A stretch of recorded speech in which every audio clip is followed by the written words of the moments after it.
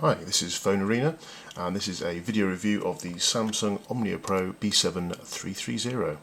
So as you can see, we've got a standard portrait QWERTY keyboard underneath a nice 320 by 320 AMOLED screen. So the Omnia series has been quite a success for Samsung, and this is obviously their attempt to compete against devices such as the BlackBerry 8520 and the Nokia E71, E72. It's not the sort of phone we've seen a lot from Samsung, except for perhaps the Blackjack was the last one. They've done a really nice job with the actual physical form factor here. The screen, outdoors and indoors, is quite readable. The keyboard it's small. It's rather like the Nokia E71 that you'll need to use your fingernails, but it is very nicely laid out, very well presented. We've got nice soft keys.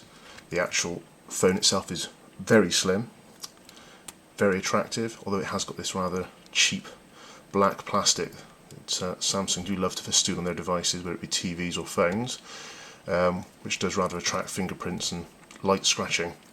We've got a 3.2 megapixel camera on the back, and underneath the hood we've got a 1500 mAh battery, which is excellent for a device of this size.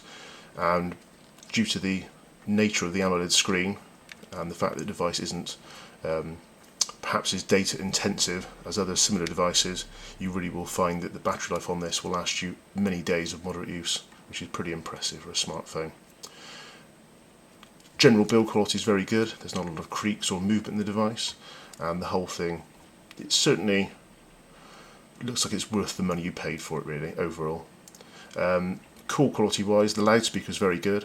However, the actual earpiece is quite poor, and so you will tend to struggle to hear people sometimes.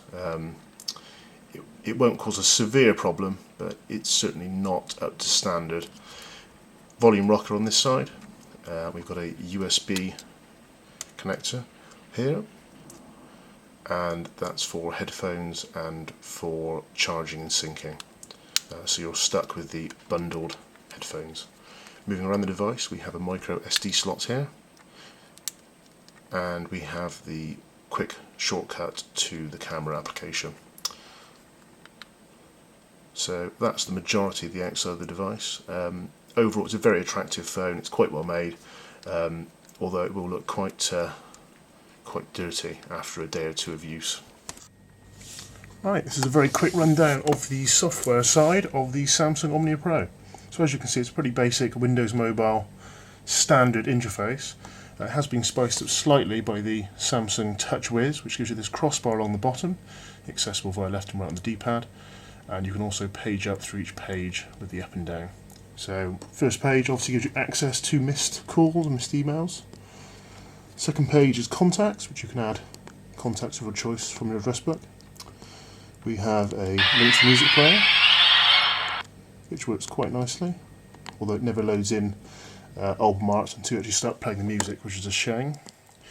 Photos, pretty self-explanatory. We have shortcuts, which you can put in yourself, and we have an FM radio on the device, although this only works via the bundled headset.